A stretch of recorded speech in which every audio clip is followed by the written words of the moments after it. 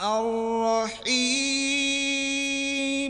نحمده ونصلی علی رسولہ الکریم، اما بعد فاعوذ باللہ من الشیطان الرجیم، بسم اللہ الرحمن الرحیم، رب اشرح لی صدری ویسر لی امری واحلل عقدۃ من لسانی یفقہوا قولی۔ ناظرین، پروگرام اللہ کے خوبصورت نام کے ساتھ آپ کی خدمت میں ایک بار پھر حاضر ہیں۔ آج انشاءاللہ ہم اللہ سبحانہ وتعالیٰ کے نام الرحیم پر بات کریں گے۔ جیسا کہ اللہ سبحانہ وتعالیٰ کی صفت الرحمن پر بات کرتے ہوئے ہم نے یہ بات کہی تھی کہ اللہ تعالیٰ کی رحمت ایک خاص ہے، ایک عام ہے۔ اس کی عام رحمت سب کے لیے ہے، تمام انسانوں کے لیے، تمام حیوانوں کے لیے، تمام مخلوقات کے لیے، لیکن اس کی خاص رحمت صرف ان کے لیے ہے جو اس پر ایمان لاتے ہیں، جو اس کے اطاعت گزار ہیں، اس کے فرما بردار ہیں۔ تو آج ہم انشاءاللہ یہ دیکھیں گے کہ اللہ سبحانہ وتعالیٰ کے خاص بندے جو اللہ تعالیٰ کی اطاعت میں وقت گزارتے ہیں، اللہ کو راضی کرنے کی کوشش کرتے ہیں، اللہ سبحانہ وتعالیٰ ان پر کس طرح اپنی رحمت نچھاور کرتا ہے۔ اللہ سبحانہ وتعالیٰ کا یہ نام قرآن مجید میں متعدد بار استعمال ہوا ہے۔ بسم اللہ میں تو خیر الرحمن کے ساتھ ہر جگہ ہی آتا ہے، بسم اللہ الرحمن الرحیم، لیکن اللہ پاک کے کچھ اور نام بھی ایسے ہیں جن کے ساتھ الرحیم کا لفظ آتا ہے۔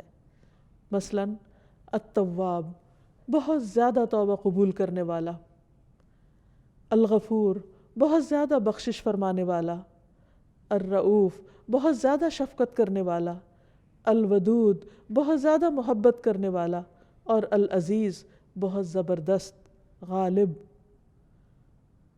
تو اللہ سبحانہ وتعالیٰ اپنے بندوں کے لیے، اور خصوصاً ان بندوں کے لیے جو مومن ہیں، جو اللہ تعالیٰ کے اطاعت گزار ہیں، ان کے ساتھ خصوصی رحمت فرماتا ہے۔ سنت میں بھی نبی صلی اللہ علیہ وسلم نے اللہ سبحانہ وتعالیٰ کے اس نام کا ذکر فرمایا ہے۔ حضرت ابو بکر کہتے ہیں کہ میں نے رسول اللہ صلی اللہ علیہ وسلم سے کہا، مجھے کوئی ایسی دعا سکھا دیجئے جو میں ہر نماز میں مانگا کروں۔ آپ نے فرمایا، کہو اللہم انی ظلمت نفسی ظلما کثیرا ولا یغفر الذنوب الا انت فاغفر لی مغفرۃ من عندک وارحمنی انک انت الغفور الرحیم۔ اے اللہ، میں نے اپنی جان پر بڑا ظلم کیا ہے، اور تیرے علاوہ کوئی بھی گناہوں کو معاف نہیں کر سکتا، اس لیے خاص اپنے فضل سے میرے گناہوں کو معاف فرما دے اور مجھ پر رحم فرما، بے شک تو بڑا بخشنے والا، بہت زیادہ رحم کرنے والا ہے۔ ابن عمر کہتے ہیں کہ ہم آپ صلی اللہ علیہ وسلم کی صرف ایک مجلس میں 100 بار یہ دعا شمار کیا کرتے تھے جو آپ پڑھا کرتے تھے، رب اغفر لی وتب علی انک انت التواب الرحیم۔ اے میرے رب، تو مجھے بخش دے اور مجھ پر مہربانی فرما، بے شک تو بہت زیادہ توبہ قبول کرنے والا، بار بار رحم فرمانے والا ہے۔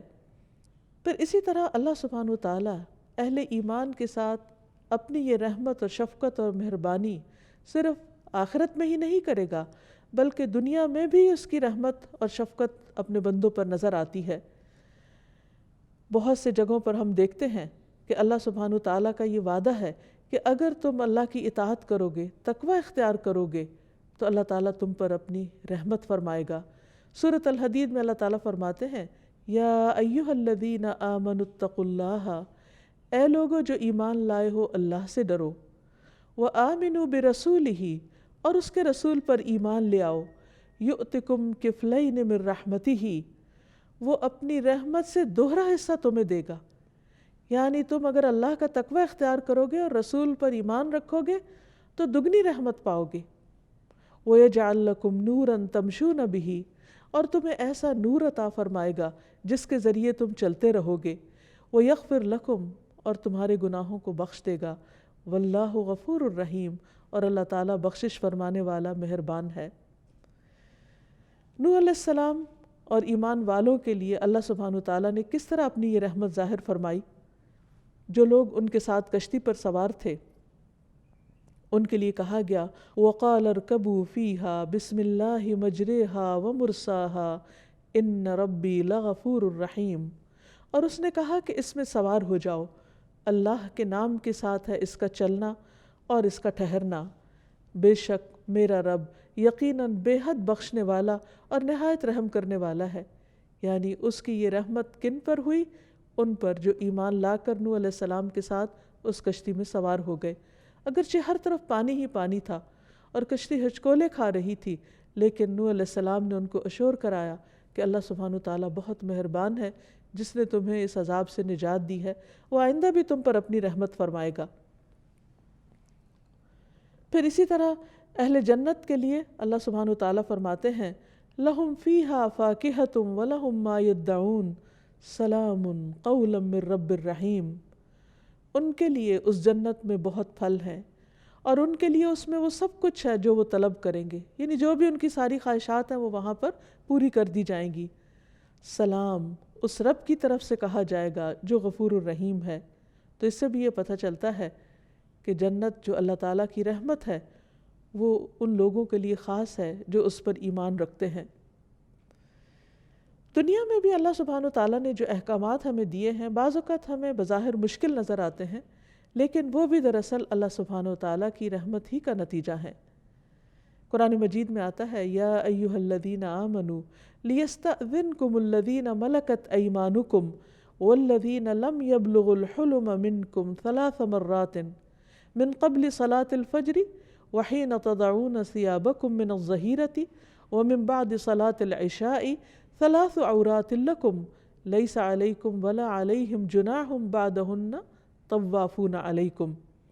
اے ایمان والو، چاہیے کہ تمہارے لونڈی غلام اور تمہارے نابالغ بچے 3 اوقات میں تم سے اجازت لیں، نماز فجر سے پہلے اور دوپہر کو جب تم اپنے کپڑے اتارتے ہو یعنی آرام کے لیے، قیلولہ کے لیے، اور نماز عشاء کے بعد۔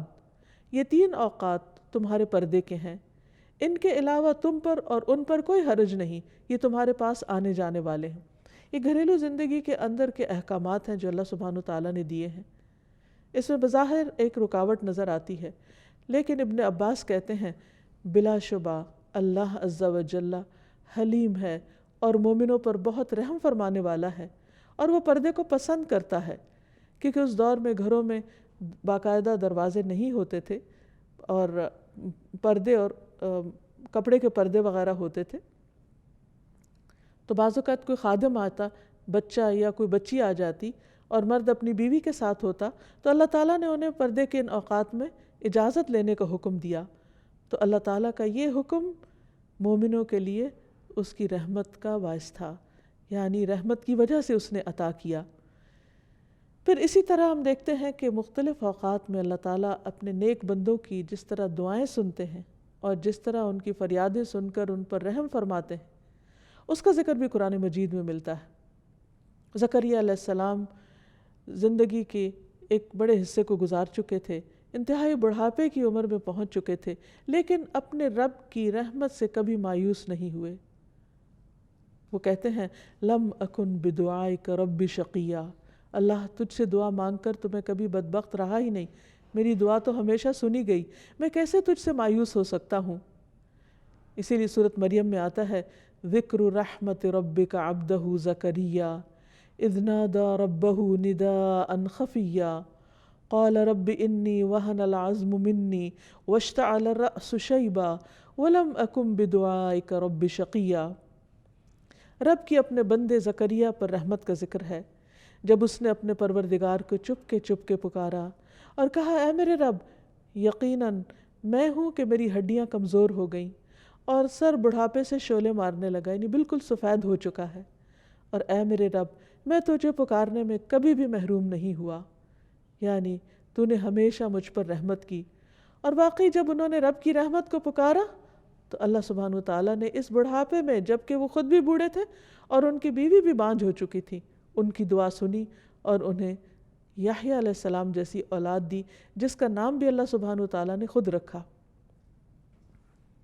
پھر اسی طرح بعض اوقات اہل ایمان پر دنیا میں امتحان آتے ہیں، آزمائشیں آتی ہیں، تو لوگ عموماً یہ کہتے ہیں کہ پھر رب کی رحمت تو نہ ہوئی، لیکن حقیقت یہ ہے کہ بعض امتحان اور بعض مشکلات بھی انسان کے لیے رحمت ہوتے ہیں۔ اللہ سبحانہ وتعالیٰ قرآن مجید میں فرماتے ان مع العسر یسرا فإن مع العسر یسرا، بے شک تنگی کے ساتھ آسانی ہے، بس یقیناً تنگی کے ساتھ آسانی بھی ہے۔ یعنی اگر کبھی ایمان کے باوجود، نیک کام کرنے کے باوجود، دعاؤں کے باوجود حالات مشکل ہوں، زندگی میں تکلیف ہو، پریشانی ہو، تو بھی کبھی یہ نہیں سوچنا چاہیے کہ ہمارا رب ہم سے ناراض ہے، یا وہ دعا نہیں سنتا، یا اس سے کسی بھی قسم کا ایسا کوئی گلہ شکوہ نہ ہو، کیونکہ کسی بھی چیز میں تاخیر یہ بھی اللہ کے اذن سے ہوتی۔ اللہ ہر حال میں اپنے بندوں پر مہربان ہے۔ ہم نہیں جانتے، ہم تو ظاہری چیزوں کو دیکھ کر فیصلے کرتے ہیں، لیکن وہ مہربان رب جانتا ہے کہ مجھے اپنے بندے کو کس وقت کس نعمت سے نوازنا ہے، کون سی نعمت اسے کب ملے گی تو وہ حقیقت میں شکر گزار ہوگا، اور کون سی نعمت اس کے اندر فرما برداری کی بجائے نافرمانی بھی لا سکتی ہے۔ اس لیے وہ اپنے بندے کو کچھ چیزوں سے روک کر رکھتا ہے، اور اس روکنے میں ہی بندے کے لیے فائدہ اور بھلائی ہوتی ہے۔ اصل بات یہ ہے کہ انسان اپنے رب پر اعتماد کرتے ہوئے، اس کے فیصلوں پر یقین کرتے ہوئے، اور اس کی رحمت کو محسوس کرتے ہوئے اس پر پورا ٹرسٹ رکھے اور اس کے فیصلوں کو دل سے قبول کر لے، کیونکہ اس کے یہ فیصلے بھی رحمت پر ہی مبنی ہے۔ نبی صلی اللہ علیہ وسلم کی اہلیہ حضرت عائشہ کہتی ہیں، میں نے رسول اللہ صلی اللہ علیہ وسلم سے طاعون کے بارے میں پوچھا، پلیگ، بیماری ہے۔ آپ نے فرمایا یہ ایک عذاب ہے، اللہ تعالیٰ جس پر چاہتا ہے بھیجتا ہے، لیکن بعض اوقات اس بیماری کا شکار مسلمان بھی ہو جاتے ہیں۔ تو پھر کیا وہ لوگ جو ایمان کی حالت میں ہیں، یا وہ لوگ جو اچھے کام کر رہے ہیں، اگر وہ اس بیماری کا شکار ہو جائیں تو کیا ان پر بھی عذاب آ گیا؟ نہیں، فرمایا بے شک اللہ نے اس کو مومنوں کے لیے باعث رحمت بنایا ہے۔ وہ کس طرح؟ وہ اس طرح کہ اگر کوئی طاعون کی بیماری میں فوت ہو جاتا ہے تو وہ شہادت کا مرتبہ پاتا ہے، اور شہید کا درجہ اور رتبہ تو سب کو معلوم ہے۔ ایک اور روایت میں آتا ہے رسول اللہ صلی اللہ علیہ وسلم نے فرمایا جب زمین میں برائی عام ہو جائے گی تو اللہ تعالیٰ اہل زمین پر اپنا عذاب نازل فرما دے گا۔ اگر ان میں نیک لوگ ہوئے تو جو لوگوں کو پہنچا وہ ان کو بھی پہنچے گا، کیونکہ بعض اوقات ایسی چیزیں آ جاتی ہیں، کوئی طوفان آ جاتے ہیں، آندھیاں آ جاتی ہیں، زلزلے آ جاتے ہیں، اس میں نیک و بد سبھی پس جاتے ہیں۔ تو ایسی صورت میں اگر وہ کسی قوم پر عذاب بھی ہو تو اس کے اندر پائے جانے والے اہل ایمان کے لیے وہ چیز بھی رحمت بن جاتی ہے۔ فرمایا پھر وہ اللہ کی رحمت کی طرف لوٹ آئیں گے، یعنی وہ اللہ سے اس حال میں جا ملیں گے کہ اللہ تعالیٰ ان سے راضی ہوگا، اور وہ آخرت میں اللہ کی رحمت کو پالیں گے۔ کیونکہ مومن کو اس دنیا میں کوئی بھی تکلیف جو آتی، کوئی بھی پریشانی جو آتی، حتیٰ کہ اگر اس کو صرف ایک کانٹا بھی چبھ جاتا ہے، کوئی کانٹے کی پرک بھی ہو جاتی، تو اس پر بھی اس کے گناہ معاف ہوتے ہیں، اس پر بھی وہ اللہ سبحانہ وتعالیٰ کا قرب حاصل کرتا ہے۔ تو اس لیے مومن کے تو ہر حال میں خیر ہی خیر ہے، اس کے ہر حال میں بھلائی ہی بھلائی ہے، اور یہ چیز مومن کے سوا کسی کو نصیب نہیں کہ جب اس کو کوئی نعمت پہنچتی ہے اور وہ شکر ادا کرتا ہے تو اللہ تعالیٰ اس سے راضی ہوتا ہے، اللہ تعالیٰ اس سے خوش ہو جاتا ہے، اور اگر اسے کوئی تکلیف آتی ہے اور اس پر وہ صبر کرتا ہے تو اللہ سبحانہ وتعالیٰ کی رضا پاتا ہے، اور صبر پر اس کو بے حد و حساب اجر ملتا ہے۔ اس لیے اگر آپ اچھے کام کر رہے ہوں، اللہ کی عبادت میں بھی کمی نہ کرتے ہوں، صدقہ خیرات بھی کرتے ہوں، اور بھی نیکی کے کاموں میں بڑھ چڑھ کر حصہ لیتے ہوں، اور ان سب کاموں کے کرنے کے باوجود اگر پھر حالات تنگ ہو جائیں، فقر و فاقہ آ جائے، یا کسی اور طرح کی آزمائش آ جائے، تو کبھی بھی شیطان یہ وسوسہ دل میں ڈالنے میں کامیاب نہ ہو کہ تمہارا رب تم پر ناراض ہے اور وہ تم پر اپنی رحمت کبھی بھی نہیں بھیجے گا، یا کبھی تمہاری دعا قبول نہیں ہوگی۔ نہیں، بندہ مومن کے لیے اس دنیا میں ہر چیز رحمت ہی رحمت ہے، کبھی اچھی شکل میں اور کبھی تکلیف دہ شکل میں، کیونکہ بعض تکلیفیں انسان کو اللہ سبحانہ وتعالیٰ سے اور زیادہ قریب کر دیتی۔ ایک روایت سے یہ پتہ چلتا ہے کہ بندے کے لیے اللہ سبحانہ وتعالیٰ نے ایک خاص مقام اور درجہ رکھا ہوتا ہے اپنے ہاں۔ جب اللہ تعالیٰ دیکھتا ہے کہ بندہ صرف اپنے عمل کی بنا پر اس درجے کو نہیں پہنچ پا رہا تو وہ اس پر کوئی امتحان بھیج دیتا ہے، کوئی تکلیف بھیج دیتا ہے، اور جب وہ اس پر صبر کرتا ہے تو اس صبر کی وجہ سے وہ اس بلند منزل کو بہت تیزی سے پہنچ جاتا ہے۔ تو بعض اوقات ہم سوچتے ہیں کہ ہم تو اچھے کام کر رہے تھے، پھر ہم پر یہ مصیبت کیوں آئی، پھر ہمارے لیے مشکل کیوں کھڑی ہوئی۔ اس وقت بندے کو سمجھ نہیں آتی، لیکن بندے کی سمجھ تو معمولی ہے، کمزور ہے، بندے کو ہر بات سمجھ آ ہی نہیں سکتی۔ اللہ سبحانہ وتعالیٰ کا علم کامل ہے، اور اللہ کے علاوہ ساری مخلوق کا علم تو ایک قطرے کے برابر بھی نہیں، اس لیے ہمیں ایسی باتیں کیسے سمجھ آئیں گی کہ کوئی تکلیف ہم پر کیوں آئی ہے۔ لیکن اللہ سبحانہ وتعالیٰ اپنے بندوں پر ہر حال میں مہربان ہے، اور وہ تکلیف کے ذریعے بھی دراصل بندے پر رحم کر رہا ہوتا ہے۔ پھر اسی طرح بعض اوقات انسان کے ایمان کا امتحان ہو جاتا ہے، اور ایسے حالات پیش آتے ہیں کہ انسان کو اپنی زبان سے وہ بات کہنی پڑ جاتی ہے جو اس کا دل نہیں کہہ رہا ہوتا، یا بعض اوقات کسی ایسی سچویشن میں ہوتا ہے کہ وہ اللہ کی اطاعت کرنا چاہتا ہے لیکن وہ نہیں کر رہا ہوتا، نہیں کر پاتا باوجود کوشش کے۔ تو ایسی صورت میں بھی اللہ سبحانہ وتعالیٰ اس پر ناراض نہیں ہوتا۔ مثلا اسلام سے پہلے دور جاہلیت میں مدینہ میں بعض لوگ لونڈیوں سے کوہبہ گری کا کام کرواتے تھے، یعنی پروسٹیٹیوشن عام تھی۔ اسلام نے اس کو روکنے کی پوری کوشش کی اور اس کو حرام قرار دیا، اور بہت سے لوگوں کو اس عذاب سے نجات بھی دلائی۔ اس کے باوجود بعض لوگ جو مسلمان نہیں تھے وہ اس غلط کام میں ملوث تھے، تو اللہ سبحانہ وتعالیٰ نے ان عورتوں کے لیے خاص طور پر فرمایا وَمَن يُكْرِهُنَّ فَإِنَّ اللَّهَ مِن بَعْدِ إِكْرَاهِهِنَّ غَفُورٌ رَحِيمٌ، کہ وہ عورتیں اگر مجبور کر دی گئی ہیں، وہ خود اسے ناپسند کرتی ہیں لیکن ساتھ مجبور ہیں کہ ان کی کوئی سے نہیں، وہ غلام ہیں، ان کی کوئی آزادی نہیں، وہ خود کچھ نہیں کر سکتی، تو اللہ سبحانہ وتعالیٰ ان مجبور لونڈیوں کے لیے غفور الرحیم ہے، کیونکہ اللہ سے بڑھ کر کون جانتا ہے کہ اس کا کوئی بندہ کس حال میں ہے، وہ کتنی سٹرگل کر رہا ہے، کتنی کوشش کر رہا ہے۔ تو بعض اوقات کوشش کے باوجود بھی اگر انسان کچھ اچھے کام نہیں کر پاتا جو وہ کرنا چاہتا ہے، تو اللہ تعالیٰ اس کی نیت کا اجر ہی لکھ لیتے ہیں۔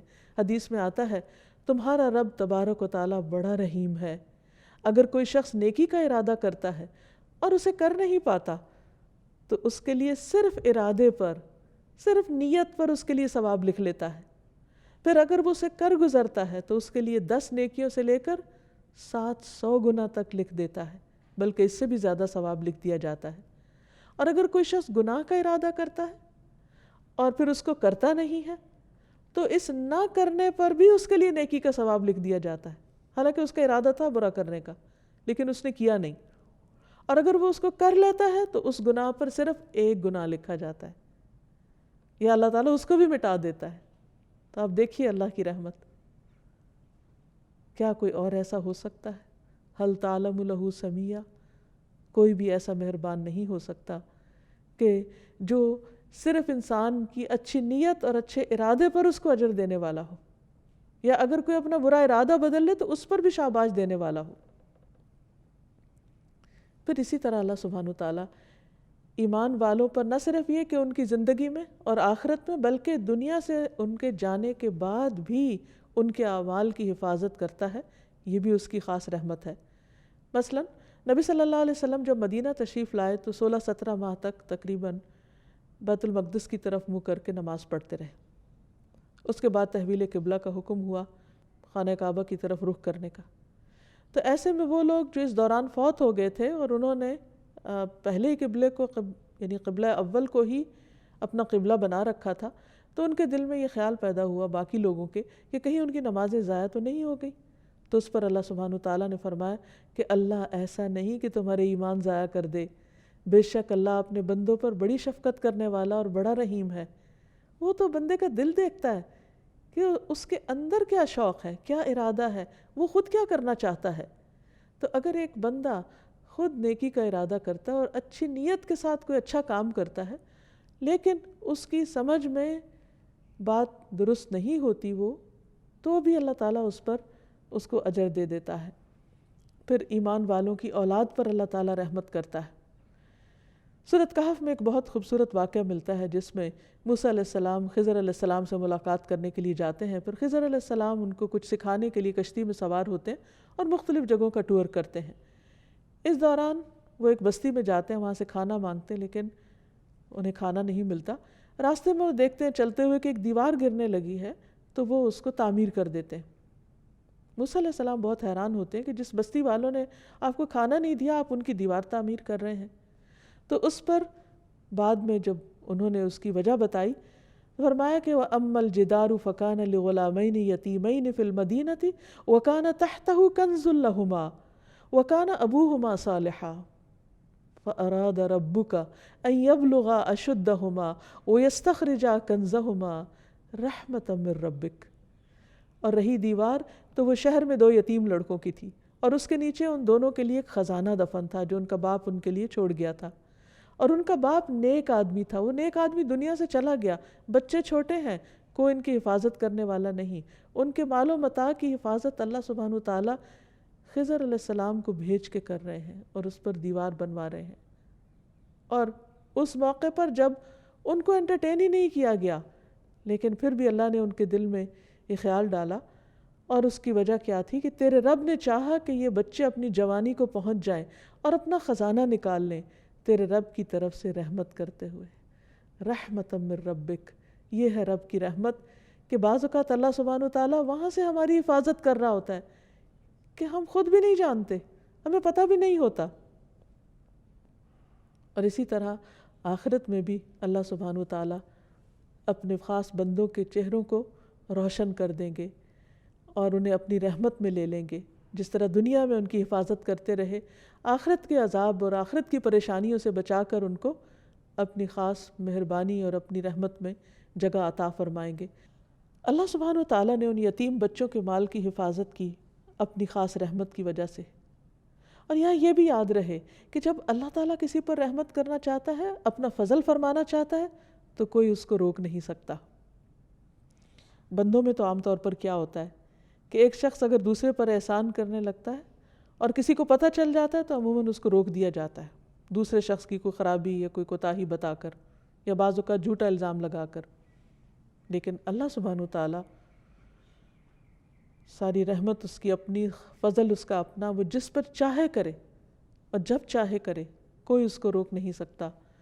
ارشاد باری تعالیٰ ہے ما یفتح اللہ للناس من رحمت فلا ممسک لها وما یمسک فلا مرسل له من بعدہ وہو العزیز الحکیم۔ جو کچھ اللہ لوگوں کے لیے رحمت میں سے کھول دے، عطا کر دے، تو اسے کوئی بند کرنے والا نہیں۔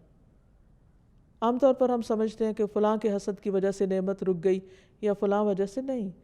اگر اللہ دینے والا ہو تو کوئی روک نہیں سکتا۔ جیسے ہم ہر نماز کے بعد بھی پڑھتے ہیں اللہم لا مانع لما اعطیت ولا معطی لما منعت۔ اللہ کوئی رکاوٹ نہیں ڈال سکتا جس کو تو عطا کرے، اور کوئی دے نہیں سکتا جس سے تو روک دے۔ تو یہاں بھی کیا فرمایا کہ جو کچھ اللہ لوگوں کے لیے رحمت میں سے کھول دے تو اسے کوئی بند کرنے والا نہیں، اور جو بند کر دے تو اس کے بعد اسے کوئی کھولنے والا نہیں۔ وہی سب پر غالب اور کمال حکمت والا ہے۔ اس لیے ہمیشہ ہمیں اللہ کا فضل مانگتے رہنا چاہیے، اس کی رحمت کو پکارتے رہنا چاہیے۔ نبی صلی اللہ علیہ وسلم مشکل حالات میں یا حی یا قیوم برحمتک استغیث پڑھا کرتے تھے۔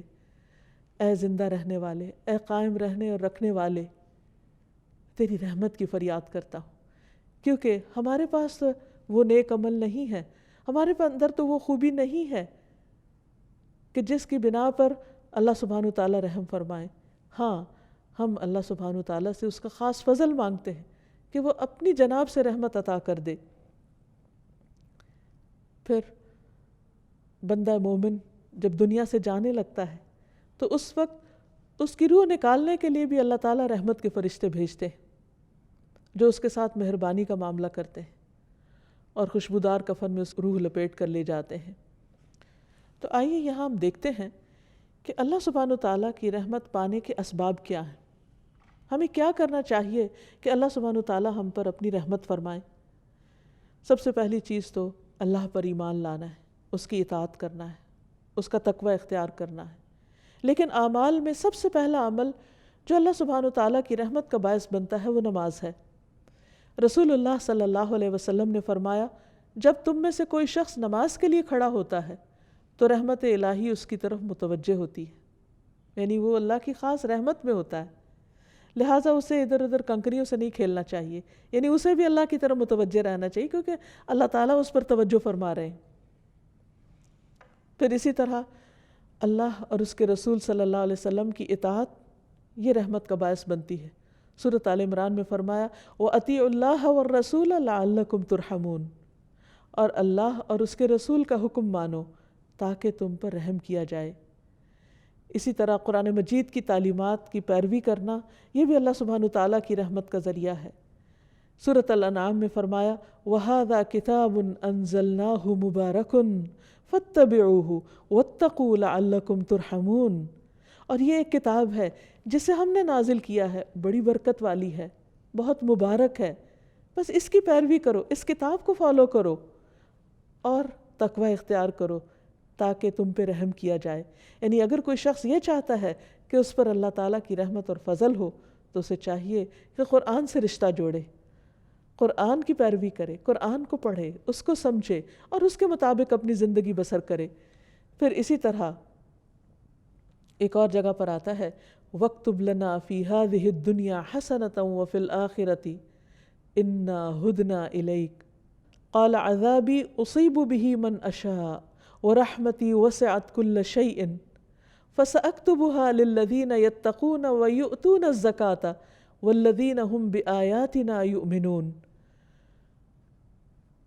موسیٰ علیہ السلام اور ان کے ساتھیوں نے دعا کی اور ہمارے لیے اس دنیا میں بھلائی لکھ دے، یعنی اس دنیا میں بھی ہمیں اچھا عطا کر اور آخرت میں بھی، بے شک ہم نے تیری طرف رجوع کر لیا، اللہ ہم تیری طرف پلٹ رہے ہیں، تیری اطاعت اور فرما برداری کریں گے، تو بھی ہم سے راضی ہو جا۔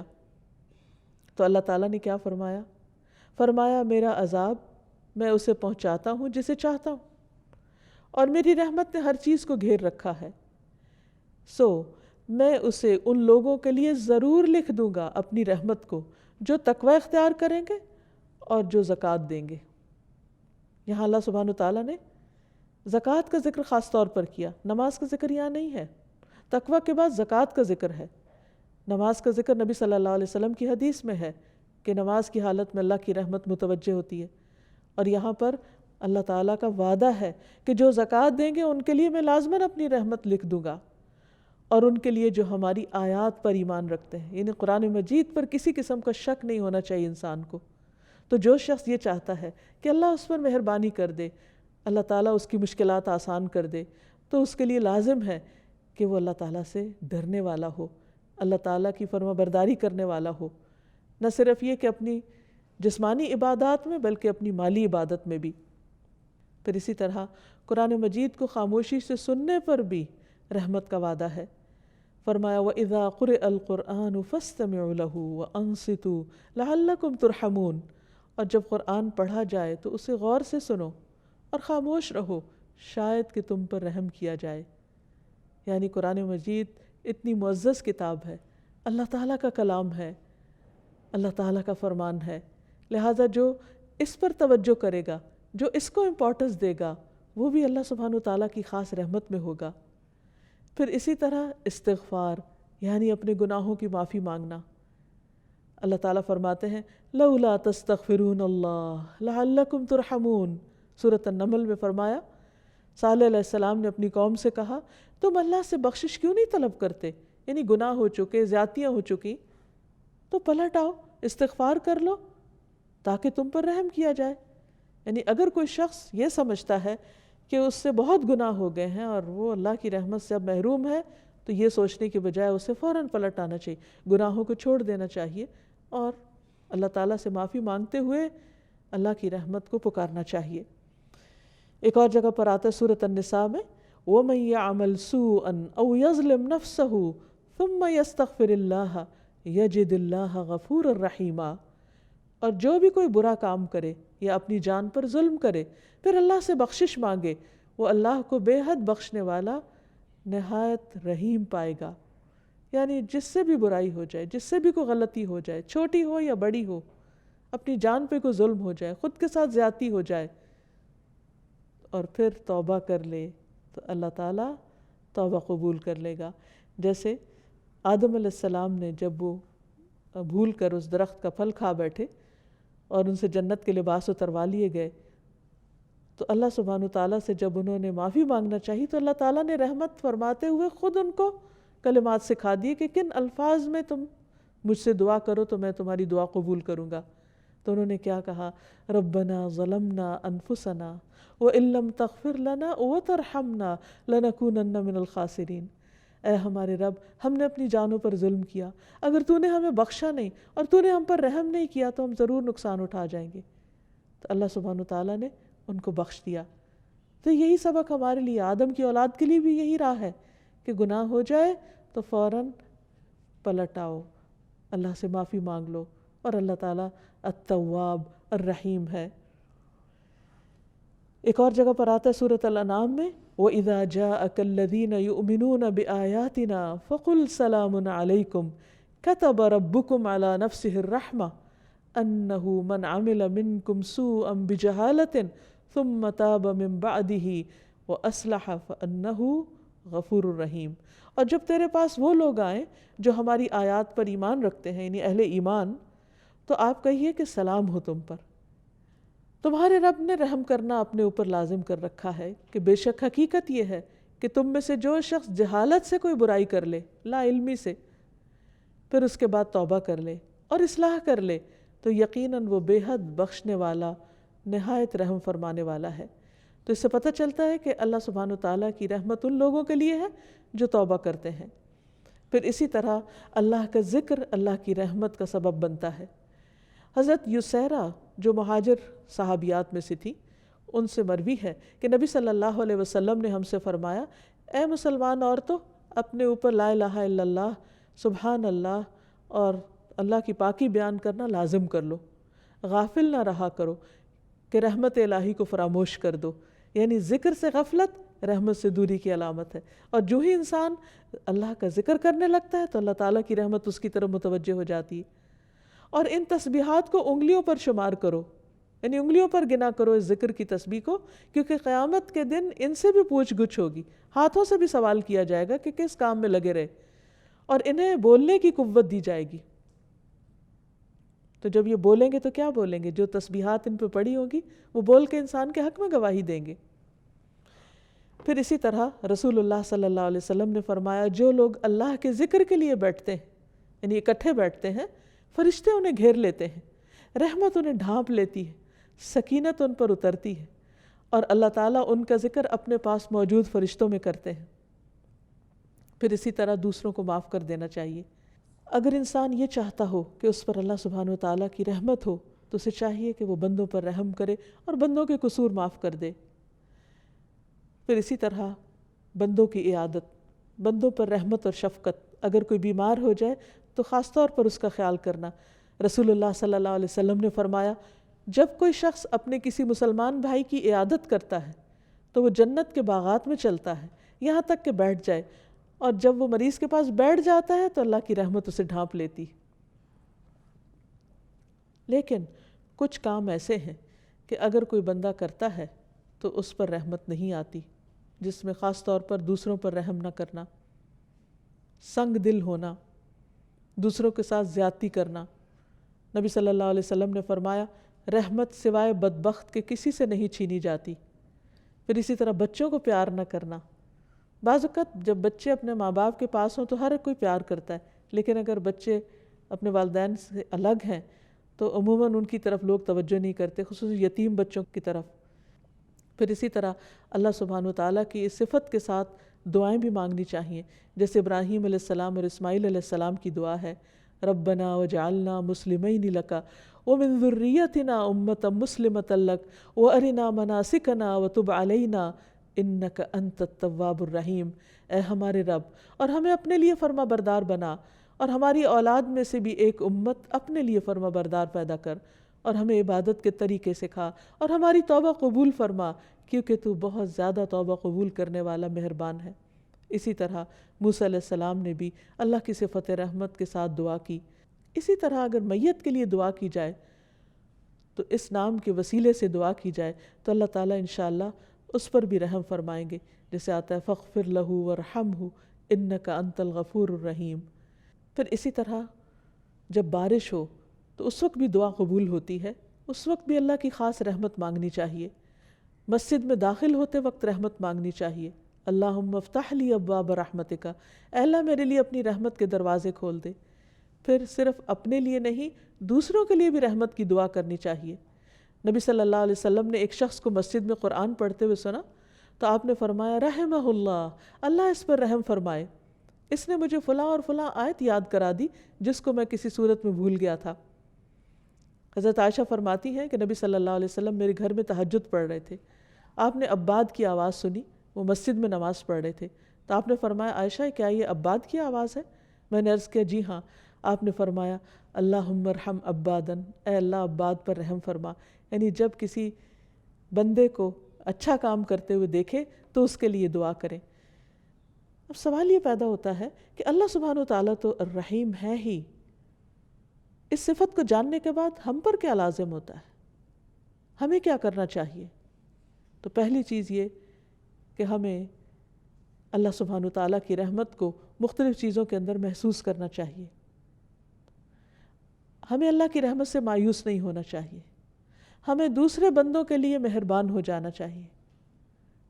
سنگ دلی، شقاوت اور بدبختی کی بجائے دلوں کی رحمت اور شفقت اور محبت سے اللہ سبحانہ و تعالیٰ کے سامنے حاضر ہونا چاہیے. سب لوگوں کے لیے رحیم ہونا چاہیے. نبی صلی اللہ علیہ وسلم نے فرمایا یہ نہیں کہ صرف اپنے دوست کے حق میں رحم دل بن جاؤ، بلکہ تمام لوگوں پر رحم کرنا ہوگا.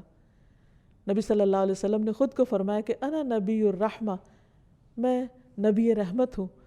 اللہ تعالیٰ آپ کے بارے میں فرماتے وما ارسلناک الا رحمۃ للعالمین، ہم نے آپ کو جہان والوں کے لیے رحمت بنا کر بھیجا. اور یہ ایک بہت بڑی حقیقت ہے کہ آپ کے اندر دوسروں کے لیے بہت شفقت تھی، اور کسی کا بھی تکلیف میں پڑنا آپ کو بہت ناگوار ہوتا تھا. اور یہی دراصل رحمت ہے کہ انسان کسی اور کی تکلیف پر خوش نہ ہو، بلکہ کسی کی تکلیف پر اس کے لیے اور زیادہ نرمی کر دے. نبی صلی اللہ علیہ وسلم نے فرمایا جنتی لوگ 3 قسم کے ہیں: حکومت کے ساتھ انصاف کرنے والے، یعنی اگر ان کو اقتدار ملے تو اس میں انصاف کا رویہ اختیار کرنے والے، صدقہ خیرات کرنے والے، توفیق عطا کیے ہوئے وہ آدمی جو اپنے تمام رشتہ داروں اور مسلمانوں کے لیے رحیم اور نرم دل ہو، وہ آدمی کہ جو پاک دامن پاکیزہ خلق والا ہو اور عیالدار بھی ہو لیکن کسی کے سامنے ہاتھ نہ پھیلائے. تو اللہ تعالیٰ سے دعا ہے کہ وہ ہم پر رحمت فرمائے اور ہمارے دلوں میں اپنی مخلوق کے لیے رحم ڈال دے. وآخر دعوانا ان الحمد للہ رب العالمین. سبحانک اللہم وبحمدک اشہد ان لا الہ الا انت استغفرک واتوب الیک.